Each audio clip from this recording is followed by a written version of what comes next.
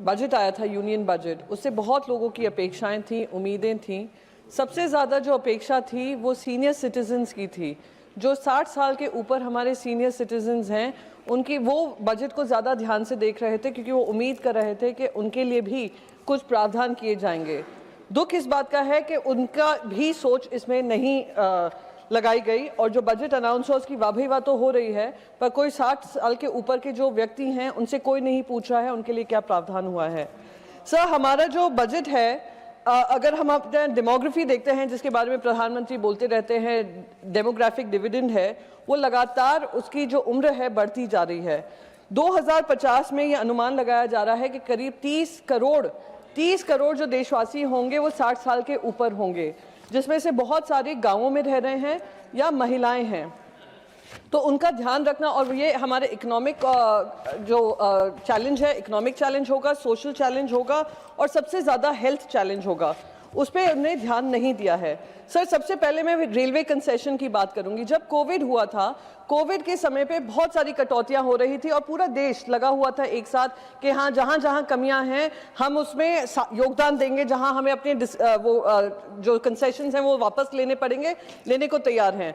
उनको ये वादा किया गया था कि जब कोविड का कार्यकाल खत्म होगा तो कंसेशन जो रेलवे के होते हैं वो वापस आपको दिया जाएगा, वो अब तक नहीं हुआ है।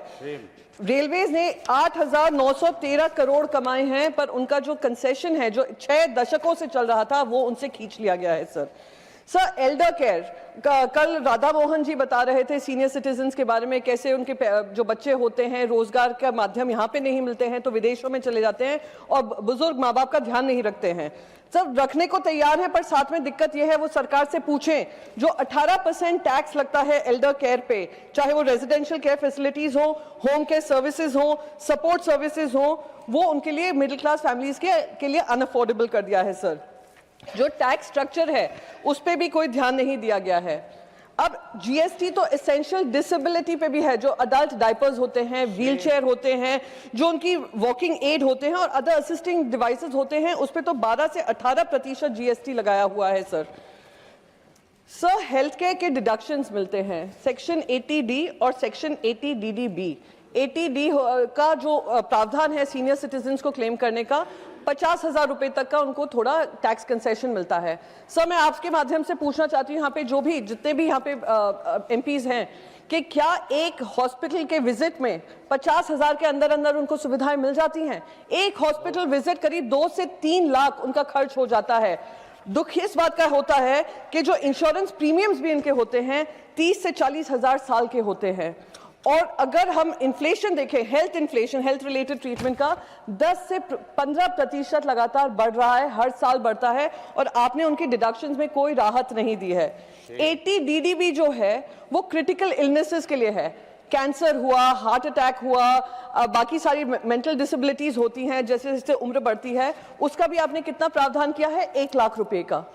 और अगर आप 60 साल के नीचे हैं तो सिर्फ 40,000 रुपए का। इससे बड़ा शर्मनाक बात क्या होगी? Sir, universal age old pension, जब तक लोग अपने जिंदगी के आखिरी पड़ाव पे आते हैं तो उनकी इनकम तो बिल्कुल होती ही नहीं है, अगर पेंशन होते हैं तो बहुत कम होते हैं, जो अगर आप इन्फ्लेशन से भी एडजस्ट करें उनके पास पैसे नहीं रहते हैं। जो पेंशन स्कीम बताई है कुछ सेक्टर्स में लगी है, जो 200 से 500 रुपए महीने का इन लोगों को देते हैं। 200-500 रुपए में आजकल क्या मिल जाता है जो वो पूरा महीना उस 200-500 रुपए में काटें? उम्मीद थी कि शायद वित्त मंत्री उस पर चर्चा करती, पर वो भी प्रावधान उनके लिए नहीं बनाया है। सर, बस last, sir, I will finish it of 1 minute. It is a very important topic, nobody has spoken about it. Sir, Ayushman Bharat universal health coverage है, पर जो 60 साल के ऊपर हैं उनके लिए ये लागू नहीं होता है, सिर्फ कुछ ही सेक्टर्स के लिए लागू होता है। ये भी दुखद स्थिति है। Last but not the least sir, हम लोग डिजिटल टेक्नोलॉजी की बात करते हैं, डिजिटल अडॉप्शन की बात करते हैं, हमारे फाइनेंशियल ट्रांजैक्शन सब डिजिटल प्लेटफॉर्म्स पे होते हैं। सबसे ज्यादा जो खतरा साइबर फ्रॉड का हो रहा है, साइबर अरेस्ट का हो रहा है, वो इन्हीं सीनियर सिटीजन्स के लिए हो रहा है। कहीं भी उनके लिए भी कोई बजट नहीं बनाया है कि कैसे उनको एजुकेशन और एम्पावर करें। ये भी एक दुखद परिस्थिति है जो बजट में नहीं एड्रेस की गई है।